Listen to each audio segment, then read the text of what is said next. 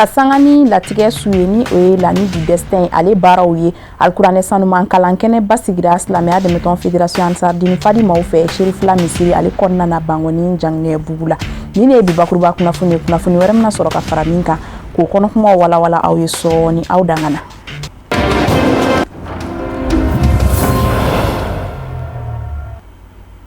An balima Sherifula Jabaranin filɛ bɔ Mali kɔnɔ ani Mali kɔ kan an bɛ waleɲumandɔn foli kɛ ka ɲɛsin aw kelen kelen bɛɛ lajɛlen ma fɔ sigiyɔrɔw la an b'a fɔ n ka k'aw bisimila aw ka Jabaraninso Mali kɔrɔ ni aw ka bamanankan kunnafoni ale kɛnɛ o dayɛlɛntɔ ye i n'a fɔ an y'aw tulo lasɔmi bakuruba kunnafoni ale kɔnɔna na cogoya min na sisan alikuranɛ sanuman kalan kɛnɛba sigira Sherifula Misiri kɔnɔna na ka kɛɲɛ ni latigɛ su ni ale bɛ bɛn sunkalo yɛrɛ a tile 27nan o ma o ɲaɲali hukumu kɔnɔna ye kɛnɛ in yɛrɛ a labɛnna silamɛya dɛmɛtɔn fédération Ansar Dine International Fadimaw de fɛ ka tɛmɛni alisilamɛya dɛmɛtɔn Ansaru ɲɛjɔyɔrɔ an fana karamɔgɔ a se Yidi Sherif Usman Madani Haidara ale ka kuntilennaw ye kɛnɛ in tun seriyalen don Ansar tɔnden caman fɛ ani kanubagaw minnu bɔra diɲɛ seleke naani bɛɛ lajɛlen kɔnɔna na ka se ka na ni sigiba in seriya Sherifula Jabaraninso tɔgɔla Abdul Karim Sako Abdulayi Sogodogo fo ka taa se Bubakar Traoré ma olu tun y'an ka cidenw ye u y'an sama minnu na an ka jɛ k'o seriya.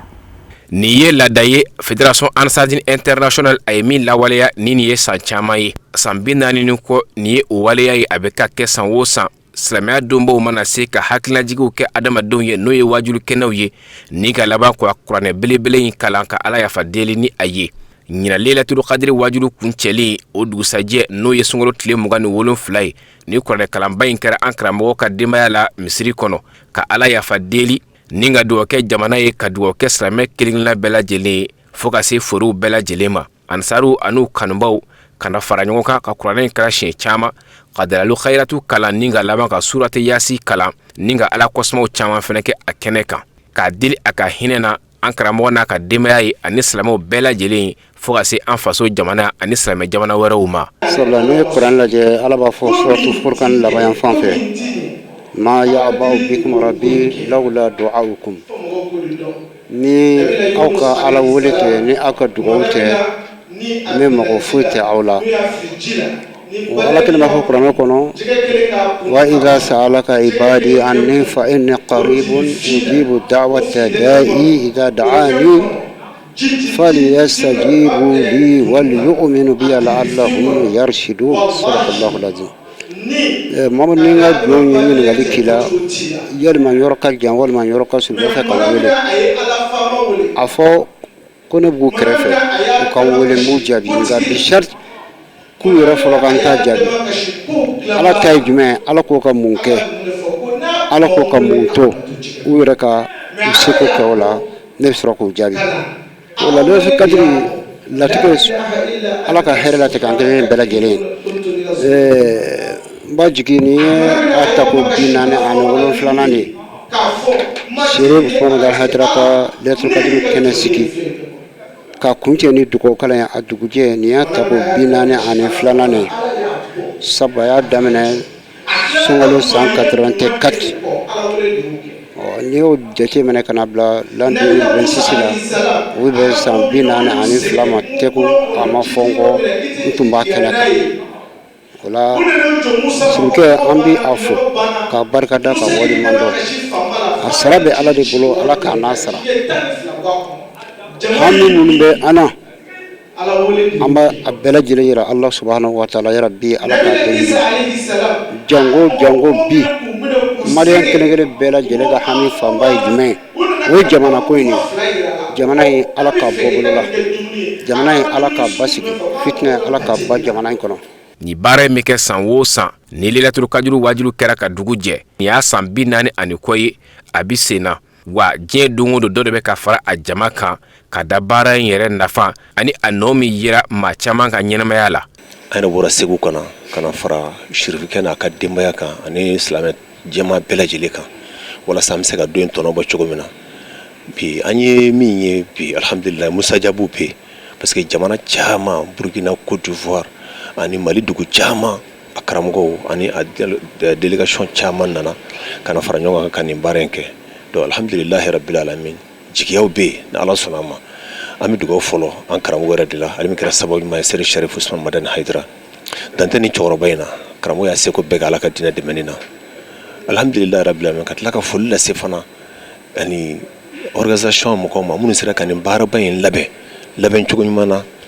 ka kɛ kuranɛ jigin ka kuranɛ kalan an ye kuranɛ siɲɛ hakɛ min kala sa ala dɔrɔn de b'a hakɛ dɔn ka fara dalalu kayira to ani yasin ani dugaw wɛrɛw dugaw minnu ye duguduguma dugaw ye jamana in ye faso bɛ se ka bɔ nɔgɔ la cogo min na faso bɛ se ka bɔ bolo la cogo min na cɛ bɛɛ ni kanbɛn o bɛ se ka don jamanadenw ni ɲɔgɔn fɛ cogo min na mali sɛgɛnna depuis 2012 fo ka se bi ma dugaw bɛ ka kɛ mais ala subahanahu wa taala b'a yɛrɛ sago de la ni waati min kuma ma se o tɛ kɛ an b'a ɲini ala fɛ ala min ko innama alu usri yusra gɛlɛya kɔfɛ ko hɛrɛ bɛna an y'a ɲini ala fɛ n'a sɔrɔ tigi fila tɛ kabakolo la n'a sɔrɔ tigi fila tɛ danfɛnw daban banna n'o ye ala ye n'o y'a sɔrɔ ala de ka ko bɛɛ innama amruhu iza arada shay'an an yakuna lahu kun fayakun n'o ye tiɲɛ an y'a ɲini ala fɛ ya rabbi an bɛ ka dugawu min kɛ bi an n'a ye min kɛ ka kɔrɔ an bɛna min kɛ don nataw la an y'a ɲini ala fɛ ya rabbi ala ka jamana basigi ala ka fitinɛ bɔ a kɔrɔ ka jamanadenw bɛɛ an kɛrɛfɛ jamana sous région Burkina Faso Niger ka taa se arabu jamanaw ma nin waati in na Iran bɛ problème bolo nin waati in na mɔgɔ innocent minnu bɛ ka sa bi maa min ma bɔ o de ka ca an bɛ ŋaniya jira kɛ a kɛli man di an ye mais c'est an ye an bɛ fama ala deli ya rabbi ala ka jisuma bɔ la ni kɛnɛ in ka surati yasin kalan siɲɛ caman ka dalalu khayratu kalan ni ka ala kosuma caman wɛrɛ kɛ ka fara u kan ka ala deli san caman leilatul qadru ala ko yira an na ni ka dugawu kɛlenw bɛɛ lajɛlen minɛ. Amina yarabi Abdul Karim Sako kunnafoni nasira wɛrɛw fɛ kalabankɔrɔ ansar tɔndenw olu ye wajulu kɛnɛ basigi ko kɛ tasibila kɛnɛba ye ka ɲɛsin kɛrɛnkɛrɛnnenya la dawula denbaya o furuw ma minnu bɛ san fo ka taa se bamakɔtaw olu ma kɛnɛ in yɛrɛ a sigiriw fɛ ka bɛn mars kalo tile 13 tɛmɛnen ni masan 2026 a kɛnɛ a tun seeralen don alisilamɛ caman fɛ ka fara silamɛya dɛmɛtɔn ansaru ɲɛjɔyɔrɔ denkɛ ka a seyidi sherifu Ahmed Tijani Aidara Sherifula Jabaramuso tɔgɔ la Samayira Sanuku ale bɛ walawalali k'a tɔ la. I n'a fɔ santɔw la silamɛya dɛmɛtɔn anisaru komite min bɛ kalabankɔrɔkaw fɛ u ye o ka laada talen dɔ timɛ ka sangani ni wajulusi belebele ɲɛnamayali ye ka kɛ miiri ni tasibila ye ka ɲɛsin alisilame forow ma kɛrɛnkɛrɛnnenya ma ndawulakaw ka forow san ani bamakɔ nin kelen nin cɛbaw nin musobaw an sababu ye jɔn ye cɛkɔrɔba ɲuman ne kan bɛ cɛkɔrɔba jumɛn ma basi dan den ne ko cɛkɔrɔba jumɛn den bamadan ne den cɛ min y'i ta ka du kɔnɔ ka mɔgɔ wɛrɛ ka du dilan cɛ min y'i ta ka jamana kɔnɔ ka jamana wɛrɛ dilan ka musow kulu cɛw ye ka an denw kɛ dubadenw ye ka cɛw kɛ ladiri ye n'o bɔra yen ndamna si joma Tijani Haidara finangeni ni noro Haidara bafne de Haidara tanijara de Haidara tali halima de Haidara Asha de Haidara Fatmata Sarau de Haidara de Haidara baya karamɔgɔ de Haidara muso bɛɛ lajɛlen tɔgɔ la k'i bisimila i n'a fɔ laadala ko wele jaabila alisilamɛw fɛ minnu bɔra fan caman fɛ walasa ka ye ni wajulusi belebele in kɛnɛ kan ni ka laban ka foli ta ka ɲɛsin an fana karamɔgɔ a seydu sherifu Usman Haidara ma o min ye baara in bɛɛ lajɛlen sababu ɲuman ye an ka kalabankɔrɔ misiriba alimami ale de ye délégué kana ka foli lase jama bɛɛ lajɛlen ma yan ka serifukɛ k'a fo ka barika da a n'a nufɔmɔgɔw bɛɛ lajɛlen k'u ka bisimila donc an bɛ foli bila la ala k'u mɛn an kɔrɔ an ka dugawu kɛ an ka cɛkɔrɔba ye n'o ye an fa ye Sherif Usman Madani Haidara donc an ka dugawu k'a ye kosɛbɛ parce que a bɛ jama ɲɛmɔgɔya min na a ma nɔgɔ dɛ donc an bɛ dugawu kɛ yarabi ala k'a mɛn an kɔrɔ hukumu kelen kɔnɔna na dɔw labana ko ka nimisi wasa sɛbɛkɔrɔ danganamaya ka sangani nin kɛnɛ sigili baaraw ye min gɛmɛ laada ye ni a bɛ masira ni wajulukanw miiri tasi ani dugawu kɛrɛnkɛrɛnnen ye ka ɲɛsin alisilame forow ma nabaga bɛɛ fo k'an faw fo k'an baw fo k'an kɔrɔw n'an dɔgɔw bɛɛ lajɛlen fo nin kɛnɛ in kan o kɔfɛ waati janyana an bi foli teliya k'a surunya k'an karamɔgɔ fo n'o Asedi Sherifu Ahmad Tijani Haidara ye k'a foya fo Bangoni na a n'a dɔgɔw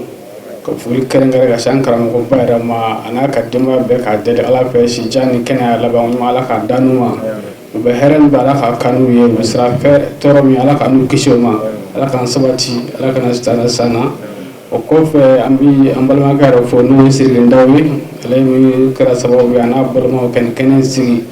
ka kɛ hinɛ ye ka se a mansaw ma ani diɲɛ silamɛsu bɛɛ lajɛlen an b'a deli Ala fɛ a kan ka ɲɛ Ala k'a sabati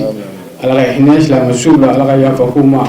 an da n'a ta ya Rabbi nin kɛnɛ in bonya kosɔn Ala ka hinɛ bɛɛ lajɛlen na Ala ka yafa k'u ma ka kɛnɛ sigi hɛrɛ la ka wuli hɛrɛ la a baara bonya bɛɛ lajɛlen kun t'a mɛn ka di a ma a Seydi Sherifu Ahmad Tijani Haidara a ka laseliw kɔnɔ a ye ɲɛfɔliw kɛ nin kɛnɛ ninnu sigili fisamantiyaw kan ani nafa minnu bɛ sɔrɔ a la a labanna ka kɛ waati ye ka foli ni waliɲuman ta ka ɲɛsin baara labɛnbaw ma ni ka sɔrɔ k'a ka kɔrɔfɔ kuncɛ ni dugawu kɛrɛnkɛrɛn ye ka ɲɛsin alisilamɛ furuw ma badabada dali bɛ se nɔgɔya u ye cogo min na. An bɛ to Kalabankurakaw fɛ yen nɔ hali bi nin kɛnɛ kelen kan kɛrɛnkɛrɛnnenya la ka se ka Zamzam y'u ka gulu kan sigi a Seydi Sherifu Ahmad Tijani Haidara a ye nisɔndiyakan minnu sɔrɔ ka lase kɛnɛ in kan ani folikan minnu kɛ ka ɲɛsin kɛnɛ in labɛnbaw ma ka sanga ni kɛnɛ in labɛn cogo ɲumanw ye an ka jɛkulu fana seereya ɲɔgɔn fɛ. Nin ye laada ye ayiwa tasibila sigi don dugawudon sigi don ka ɲɛsin an ka musokɔrɔba ani an ka cɛkɔrɔba ma siga foyi t'a la nka olu dama tɛ ka ɲɛsin silamɛsu bɛɛ lajɛlen ma siga t'a la sigi ɲɛ o de ye kɛrɛnkɛrɛnnen na an ka kalanden Jamiya Ansarudin Islam n'o ye Siriki Ndaw siga t'a la ani ka fara a balimaw bɛɛ kan ani ka fara a jɛɲɔgɔnw kan nin sigi in bɛ labɛn siga t'a la ka dugawu kɛ taaba ninnu ye wa an b'a jigi k'a fɔ dugawu in a b'a seyɔrɔ sɔrɔ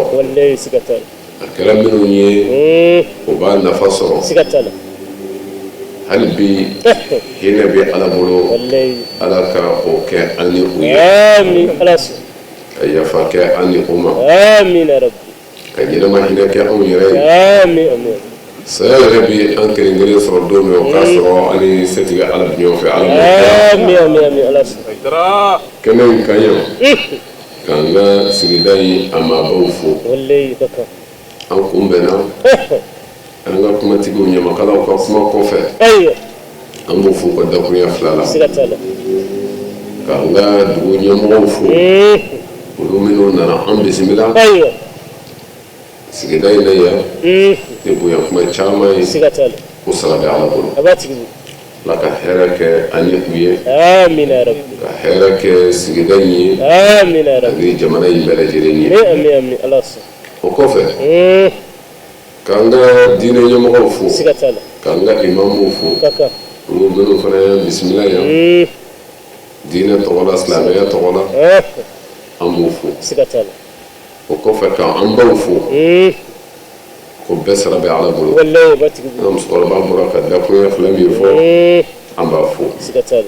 Hasan Basri a ko a ka kumakan na a ko sini su k'o bɛ bi su sɛnsɛn nimisa sini nka ale bɛ taa ni bi ta ye kaburu kɔnɔ ka sɔrɔ sini tuuru b'ale de la ɲɛnamaya bɛ tan a y'a yɛrɛ kɔlɔsi nka maa caman ye waati de da a yɛrɛ ma an bɛɛ kelen-kelen don wa a ma se fɔlɔ bɛɛ bɛ nin de kan a ma se fa bɛ se balimakɛ kɛra ko kunnandi de ye maa min n'a ye su ko a t'a miiri ko dugujɛ b'a sɔrɔ yen maa min ni dugu jɛra k'a to yen a t'a miiri ko su b'a sɔrɔ yen k'o de ye kunnandi ye madama n'o b'i kɔnɔ i ma ɲina Ala kɔ i ma ɲina saya kɔ ko i bɛ Ala sɔrɔ.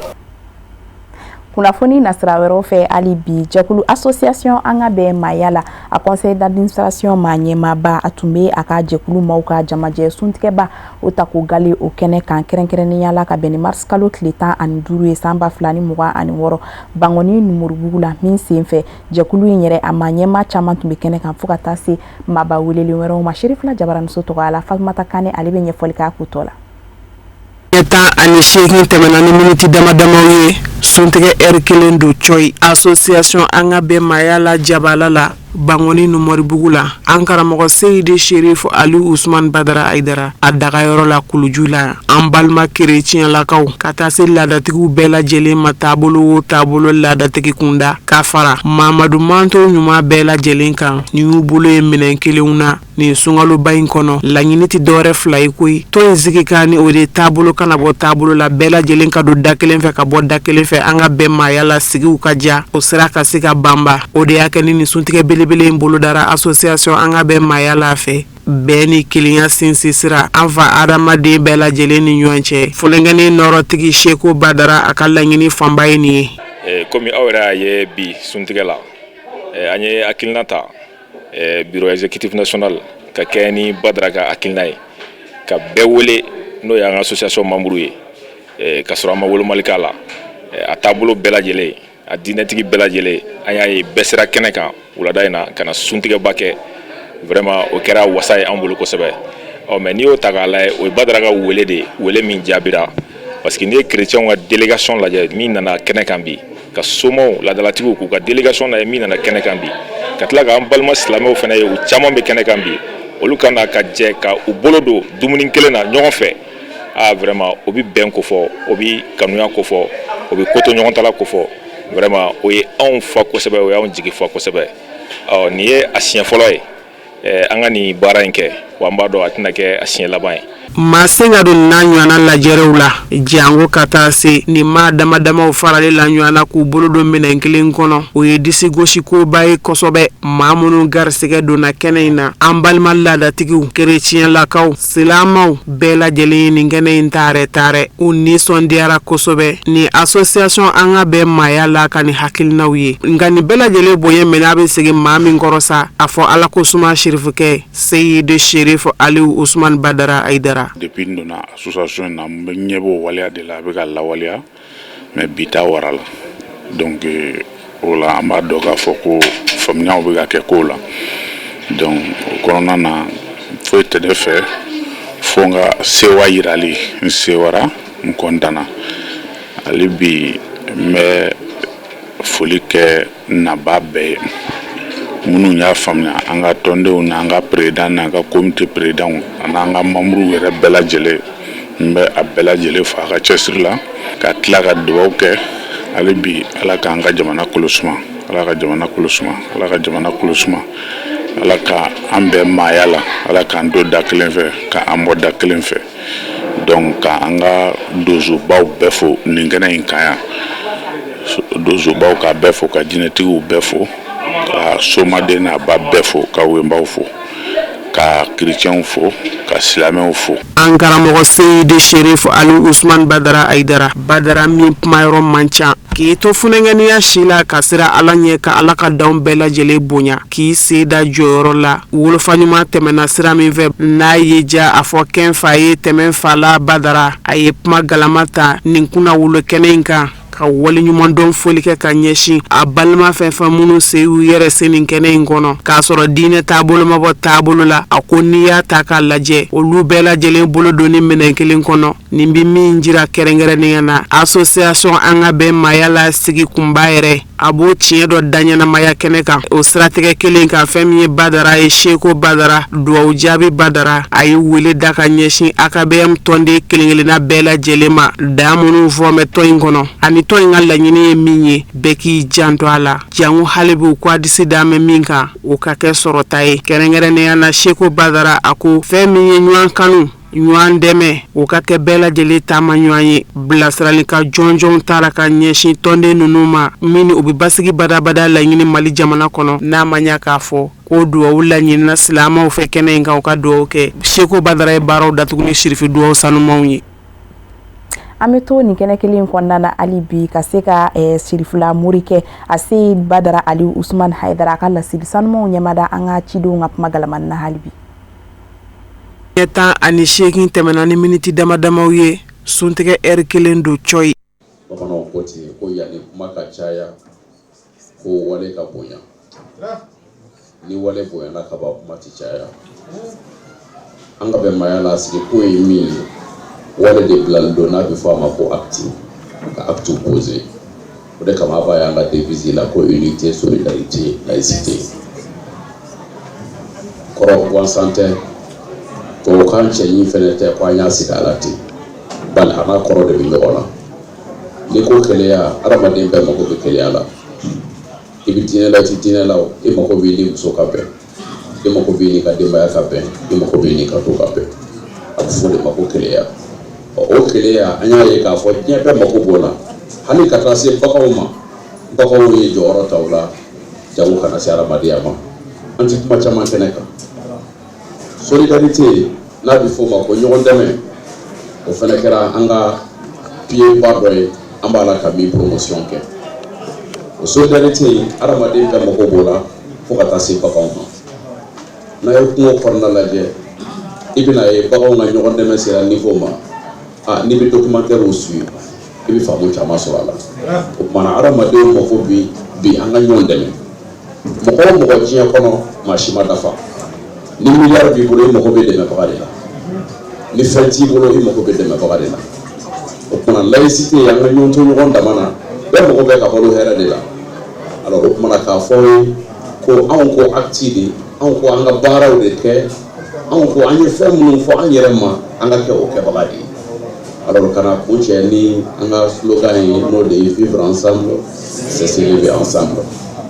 ni an sɔnna ka ko ni ɲɔgɔn ye ka baro ɲɔgɔn fɛ ka ko to ɲɔgɔn ta la an kana sigi a la ala bɛ an kɔrɔta ɲɔgɔn fɛ parce que mɔgɔ o mɔgɔ n'o jɛra ka don karata kɔrɔ ka karata in latanga u bɛ dɔgɔ ɲuman sɔrɔ da fɛ mais n'an ma bɛn karata kɔrɔ karata bɔda o bɛ sɔn ka caya ka tɛmɛ a donda kan alors n b'a fɛ k'a fɔ ye dɔrɔn an ka bɛnbaya la ko an ka baara de kɛ wa an ye baarakɛlaw fɛnɛ sɔrɔ minnu n'olu hakili la bi an'u ka baara an'u ka wulikajɔ sababu ye an filɛ nin sigiyɔrɔ in na yan ka daminɛ an ka komitew la olu minnu ye an ka antenne de secteurs ye bi ni ɲɛjɔyɔrɔ bɛ an ka bɛnbaya la o de ye an ka komite minnu bɛ district kɔnɔna la n'o ye bamakɔ ye ka bɔ bamakɔ yan ka taa se région kɔnɔna ma fo ka taa se international ma ninnu de ye anw ka baarakɛlaw ye ninnu de y'anw ka soldats ye sur le terrain olu de bɛ terrain kan ka baara bɛɛ kɛ n'a y'a jateminɛ ɲinan kabi sunkalo donna fo ka se an filɛ don min na i komi bi diɲɛ don o don an ka bɛnbaya la komite dɔ bɛ suntigɛ organiser diɲɛ don o don alors mais an ka bɛnbaya la sigi kun tɛ suntigɛ organisation ye an bɛ fɛn dɔw fɔ pour que mɔgɔw k'a faamuya parce que anw ko an mana diinɛ dɔ promotion kama an mana silamɛya promotion kɛli la an mana laada promotion kɛli la an mana chrétienya promotion kɛli la promotion ye jumɛn ye k'a fɔ chrétien de ka ɲi a ye na a kana don o la non an ka tɔn sigilen t'o kama laadatigiya de ka ɲi a ye taa a ka taa fara laadatigiw kan anw ka tɔn ma sigi kama a ye na a kana fara silamɛw kan silamɛya de ka ɲi an ka bɛnbaya la ma sigi o kama o la fɛn dɔw bɛ yen an b'a kɛ adamadenya ani an yɛrɛw ka laada degelen don fɛn dɔw la o de kama an ka bɛnbaya la b'a yɛrɛ ye o ko dɔw kɔnɔ mais ka sɔrɔ a sigi kun tɛ an bɛ chrétiens fo ka présence la parmi nous à cet instant précis tila tuguni k'an ka laadatigiw fo soma dara a n'a baarakɛɲɔgɔnw vraiment ani laadatigi fɛn o fɛn bɛ tɔn in kɔnɔna la ani minnu bɛ an fɛ ni hakilina in ye an bɛ foli lase a bɛɛ ma k'a fɔ a ye ko a ni ci suntigɛ in bɛ segin a kan tuguni anw fɛ yan an ka nin organiser walima nin ka kɛ an ka QG yɛrɛ kɔnɔ a dabɔkun ye diɲɛ mɔgɔw ka seereya dɔ de sɔrɔ o kɔrɔ ye jumɛn ye u k'a dɔn k'a fɔ anw bɛ baara min na alihamudulilayi a b'a la ka nɔgɔ bɔ chrétiens caman filɛ yan silamɛw caman filɛ yan laadatigiw caman filɛ yan an kana jɛ an ka fara ɲɔgɔn kan an ka bolo don minɛn kelen kɔnɔ an ka dumuni kɛ diɲɛ mɔgɔw k'o ye k'a fɔ ko anw ta tɛ dabara dama ye anw ta ye baara o la an bɛ kuma surunya ka dugawu kɛ aw ye an bɛ to suntigɛ kɛnɛw olu ka hali bi jɛkulu min sigilen don chauffeur sirabakan bolilaw fo ka taa se bolila baarakɛlaw ma malikura kɔnɔna na olu tɔgɔ la o maa ɲɛmaw olu ye jamajɛ suntigɛ b'a labɛn k'o ta k'o ɲɛsin u ka jɛkulu maaw ma fo ka taa se alisilamɛ bɛɛ lajɛlen ma sebenikɔrɔkaw olu fɛ yen nɔ kɛnɛ a seriyalen tun don alisilamɛya dɛmɛtɔn ansaru ɲɛjɔyɔrɔ denmuso fɛ ni o de ye madame Dumbiya Seyida Karijatu Hayidara Banɛnɛ ni ale yɛrɛ de ye jɛkulu kofɔlen a présidente d'honneur ye Sherifula Jabaramuso tɔgɔ la Mamadu Ben Sherif Sumano ale b'a tɔ wala wala an ye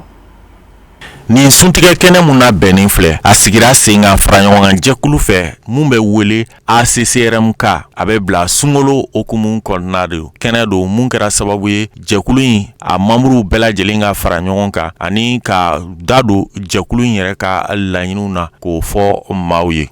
An bɛ Ala fo ka barikada tuguni Ala mun ye bi don yira an na an bɛ kalo barikaman la a kun ka d'an ye mɔgɔ caman ka ɲɔgɔn sɔrɔ yan nɔ bi mais Ala m'u latigɛ a ye dɔw taɲa an na an bɛ dugawu kɛ minnu taara Ala ka hinɛ u la an minnu fɛnɛ sera ka nin kɛnɛ in sɔrɔ Ala ka hinɛ an yɛrɛ la hakilina kelen de don parce que tɔn ye tɔn barikama de bi a ye nin ŋaniya mun sɔrɔ ka sigi sunkalo kɔnɔna la sunkalo Ala yɛrɛ ko ten hinɛ kalo don ɲɔgɔn dɛmɛ kalo don donc n'an ye ɲɔgɔn sɔrɔ suntigɛ la Ala ko sunbagatɔ mana duwawu fɛn fɛn don sun kɔnɔna la suntigɛ kɔnɔna la a b'a jaabi donc sun baraji a b'ale kelen de bolo donc ne hakili la nin kɛnɛ sugu kɛnɛ kolon tɛ kɛnɛ sawalen don mɔgɔ minnu b'a kɔnɔ an bɛɛ silamɛ donc an bɛ jamana mun kɔnɔ n'o ye Mali ye bi an b'a dɔn gɛlɛya dɔw b'an kan an bɛ Ala deli Ala ko gɛlɛya ta ka bɔ an kan an minnu ye yan sɔrɔ an bɛ duwawu kɛ an ka du ye an bɛ duwawu kɛ an yɛrɛ ye ka duwawu kɛ an bɛ tɔn mun kɔnɔ n'o b'an jɛ parce que tɔn ma sigi a kunfɛ tɔn sigira de ka maliyɛn dɔw ka hakɛ ɲini k'a d'u ma donc o baara kɔnɔna la ne fɛ ni an ye waleya dɔ sigi o tɔn tɔgɔ la sunkalo kɔnɔ Ala b'an dɛmɛ Ala kosɛbɛ. Bon yɔrɔ ni mɔgɔw ye ɲɔgɔn lajɛrɛ an bɛ duwawu kɛ o b'a yira k'a fɔ ko an bɛ kɛnɛ sanuman kan sunkalo kalo ye kalo sabatilen de ye hɔrɔnya kalo don deli kalo de don donc n'an ye ɲɔgɔn jɛrɛ yan an bɛ duwawu de kɛ sani an ka wuli an ka duwawu kɛ anw yɛrɛw ye ka duwawu kɛ jamana yɛrɛ parce que an bɛɛ b'a dɔn k'a fɔ ko bi gɛlɛya bɛ yen gɛlɛya bɛ fan bɛɛ Mali kɔnɔ dɔrɔn tɛ nka an bɛ yan en tant que malien an bɛ duwawu kɛ Mali de fɔlɔ ye ka duwawu kɛ jamana Ala k'a kolo suma Ala ka lakana kɛ jamana ye Ala ka lakana kɛ anw yɛrɛw ye ka lakana kɛ bɛɛ ye bɛɛ ni ŋaniya don mais ŋaniya ni ŋaniya ɲumanw sirila k'a da ɲɔgɔn kan a ka ca Ala fɛ an b'an sago sɔrɔ. maa mun kɛra suntigɛ in denfa ye a y'a ka nisɔndiya yira kosɛbɛ a ye foli kɛrɛnkɛrɛnnen kɛ k'a ɲɛsin nin suntigɛ in labɛnbagaw ma o kɔfɛ président d'honneur ni ale Mali silamɛw ka jɛkuluba conseil islamique maa ɲɛma groupement des leaders spirituels musulmans du Mali maa ɲɛma halisa mɛ y'a dɛmɛtɔ ansaru ɲɛjɔyɔrɔ an karamɔgɔ Seyd Cherif Ousmane Madani Aidara denmuso ye madame Doumbia Kadijatu dit Banɛnɛ a fana y'a ka nisɔndiya yira kosɛbɛ ka kɛ ni suntigɛ in labɛn kɛcogo ɲuman ye a labanna ka dugawu don kɛ cogo min na nin baara in bɛ se ka to senna badabada. An min ye bi yira an na an bɛ ACCRM ka fo olu min ye nin hakilinaba in sɔrɔ ka fara ne yɛrɛ kan n'o ye n ye présidente d'honneur ye ka nin iftari in labɛn ka bɛɛ lajɛlen wele a kan cogo min na ka na an suntigɛ ACCRM ka dɔrɔn tɛ yan nɔ mɔgɔ wɛrɛw bɛ yan nɔ min t'olu ye parce que an bɛ kalo barikama ba de la ni o ye sunkalo kalo ye sunkalo kalo ye partage kalo ye ka ɲɔgɔn dɛmɛ o kalo de don silamɛw mana fara ɲɔgɔn kan yɔrɔ o yɔrɔ o ye hɛrɛ de ye donc an bɛ dugawu kɛ ACCRM ka ye Ala k'a jidi Ala ka san wɛrɛ ta yira an na nin y'a première édition ye an bɛ dugawu kɛ Ala ka a ɲɔgɔnna caya an bɛ ACCRM ka tɔnden bɛɛ lajɛlen fo fɛn o fɛn sera nin kɛnɛ kan ni minnu yɛrɛ ma se nin kɛnɛ kan an ka foli b'a bɛɛ lajɛlen ye an bɛ président d'honneur fo parrain fo n'o ye tonton Buna Ayadi ye ani an ka président Daɲɔ ani tanti Kakɔrɔ monsieur Doumbia an ka foli bɛ u bɛɛ lajɛlen nin kɛnɛ kan parce que olu de sababuya la nin sera ka kɛ donc an bɛ bɛɛ lajɛlen fo. An b'a ladɔnniya k'a fɔ suntigɛ in kɛra nisɔndiya ani wasa kɔnɔ nabagaw bolo dumuni suguya caman caman fana tun bɛ yen.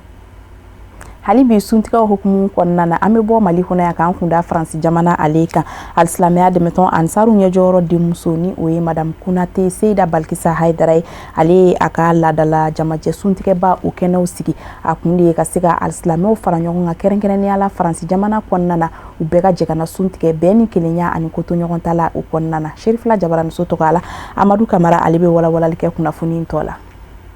Ladala Sanwosa Mali al-Islamé nyemo ka tomba au Conseil islamique du Mali Manyema Mali al-Islamé dine nyemo ka franyogon ka Jokuluba groupement des leaders spirituels musulmans du Mali Manyema Islamaya de meto Ansaru Nyojoro a Seyeda Sherif Ousmane Madan Haidara Demuso Noye Konate Seida Balakisa Haidara a besuntuge bala ben Franci al-Islamé ouye ka beni sungalo klemugani wolonvla chouye noye layletru kadri o lade neklena fe nyina ni jama suntige baye. Le 13 mars 2026 ambe suntige kene kambi suntige kene mini a organisera Amsardine mogo fe nous ye ne momo invité kongana suntige ne uye bi ne koni nana na kunye ben ani keleya sirai nana kana suntige ni ka partager nous ye anga kuma ben ani keleya siraka parce que Mali mogo be muna bi odo ye même profiter alsa ka organisateur fo ku fo bonyaula ka Aidara Demso Balkisa ka fo ale mu yeni organiser ka klaka mogo chima ka inviter kana suntige na ma bamunu u yere sroni suntige bayin kene kan u niso diale foli ni walenyman doni bonyama seginke ka nyeshi Seida Balakisa Haidarama ka beni akani hakilina nyman taliye ka nyeshi Franci al-Islamé ma bamanan ko nanga baro ke be fendo dima nani fonye to dima nana na yesi ka foke ka hakilina falen jamana ko la amese ka hakilina falen ka se ka nyogon deme ka nyogon blasira nga se ka Mali deme na kunye olu bay mogo min be ibe dinelaw ite dinelaw iye malien di dina kote ko refoite malien ko de do abe fo muma ko ka kekelenye ka sonyogon tama ka baraka Mali o haklina de be awna o de awsia ola ambe foli la se anga jamana nyamo ma surasi munu uye uka courage ta ame kana jamana inta kuba bonola o be wale amunu na ambe nyal ambela jele nyabala ambe foli la suma ka foli la se surasi ma munu fene fle ka mugu ka do mugu ni shishila pour que ambe se ka joni kenen kambi ka fo kambe kuma ambo surasi fo Mali be rom na komi bi Mali mogo ba dembela na fora Mali mogo ba dembela mbe dinela o nte dinela o shi côté afro ko malien bedi Mali mogo ba dembela o de on seni kenen kan ka kla kana anga haklina di kenen kan ka bela jelen fo vraiment ka organisateur fo ka Aidara don fo ka Aidara ere fo ka malden be fo malden be que e ka evre Mali ko la ka bela jelen fo amba la donia ka fo ko Konate Seida Balakisa Haidara ninte ashien gali kani suntige bain la ben Franci al-Islamé abeni bara imbuluda sanwosa ka beni layletru kadri ka wele bla al-Islamé ma wukana ka je ka suntige ɲɔgɔn fɛ ka baro kɛ ɲɔgɔn fɛ ka ɲɔgɔn bilasira ni mirina ɲumanw ni hakilina ɲumanw ye ka ɲɛsin faso Mali ma a kɛra wagati kɛrɛnkɛrɛnni nabagaw bolo u ka se ka bɛn ani kelenya ka don da kelen fɛ ka bɔ da kelen fɛ k'i tɛgɛ di ɲɔgɔn ma ka ɲɔgɔn minɛ juruba kelen na k'o kumaw sɛbɛkɔrɔ sarada o ni ɲɔgɔn cɛ baara nunu bɛɛ lajɛlen kɛra bonya ni nisɔndiya kɔnɔna na ka sanga ni da la dumunifɛn dumanw minnu kɛra ka jama sɛbɛkɔrɔ nisɔndiya o de fana b'an sɛnsɛn k'an kunda diɲɛ fan wɛrɛ kunnafoniyaw kan min bɛna lase aw ma karamɔgɔ Musa Fɔnba fɛ.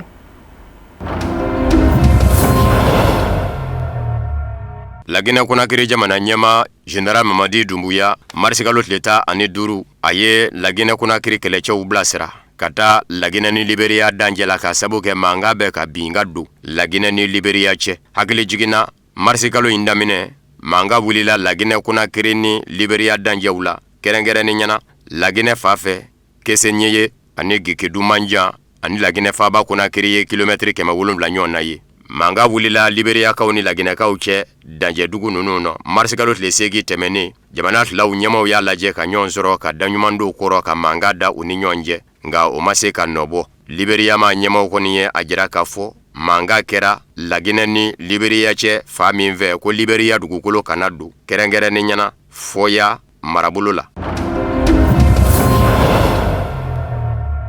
Nigeria ganya ka yanva ka digi kore yanva ka a duguba Maiduguri yɛrɛfashuya wale dɔ kɛra ka maa caman bɔnɛ a nin na mɔgɔw fɛ minnu kɛn bɛ ka silamɛya diinɛ birifini biri u yɛrɛ kan. Ko in kɛra Maiduguri juafiyɛba yɛrɛ de la ani labitanisoba dalalaw seerew ye a jira k'a fɔ min ye mugu don a yɛrɛ la ka furu n'a yɛrɛ ye yɛrɛfashuya nasira fɛ ni a satɔ bɛ maa caman fa a fɛ. A kɛlen ka furumarani wuli ni a yɛrɛ ye mɔgɔw jara wuli la. Bɛɛ bolila i dama fan. Maa caman joginen sera ka lapitanizo lasɔrɔ Maiduguri lapitanizo la. Seere dɔw ye a jira k'a fɔ su dɔw fɛnɛ yɛrɛkɛlen kun don ko kɛyɔrɔ la. Nigeria faamaw bɛ k'a jira k'a fɔ a bɛ sɔn ka ye jarawalejakulu fila nɔ na Boko Haramu ani État islamique min bɛ farafina tile bi yanfan fɛ. Congo Brazzaville jamanadenw dimanche bɛɛ lajɛlen ye ɲɔgɔn sɔrɔ gundo soni na ka kala ta. Jamana ɲɛma Congo Brazzaville kunna Denis Sassou Nguesso a si bɛ san 80 ani san lala. Nin ye a ka manda 6nan de ye Congo Brazzaville kunna jamana ɲɛmaya la. Dakuruɲa kelen san 40 ani kɔ a y'o de kɛ ka jamana mara. Fangasinamatɔ minnu kun bɛ se k'u kɔ da a la olu tɛ se ka sɛ dabɔ ji la ka sabu kɛ u farafaralen don. Maa fila minnu kun bɛ se ka sɛgɛn kalata la san 2016 ni olu kun y'u kanbɔ o kalataw la. O maa filaw bɛ minɛ bɛ k'u datugu. Maa fɔlɔ Général Jean-Marie Michel Mokoko ani André Okombi Salisa ninnu bɛɛ lajɛlen minɛ bɛ ka san 20 ka so da u kun ka fɔ u yera faso janfa baaraw la ka jamana ɲɛma Denis Sassou Nguesso ka fanga tiɲɛ jugu ɲini. Congo Kinshasa jamana ɲɛma Félix Tshisekedi ye kiiribulon da yɛlɛ min bɛna ɲɛsin bamaɲinkuru kɛlɛli ma donkojuguya kɛlɛli Congo Kinshasa. A kiiribulon juge 40 de bɛ a kɔnɔ kiiriko ɲɛdɔnbaa 20 ani jujuw ka kɔrɔsigiw minnu bɛ wele ko assesseurs olu 20. Laɲini tɛ dɔwɛrɛ ye Congo Kinshasa jamana ɲɛma Félix Tshisekedi fɛ jamanadenw bɛ se ka da jamana kiiri la cogo min k'a fɔ ni faso nafolo dunna maa o maa fɛ i n'a sara. Marsikalo tile 14 tɛmɛnen jamana ɲɛma Félix Tshisekedi a y'a yira k'a fɔ nafolo dɔ bɛna bɔ ka jɔ kiiribulon in ye jango a maaw bɛ se ka kɛ maa jɔlenw ye maa tɛ se ka don u n'u hakili cɛ ni nafolo ye cogo min.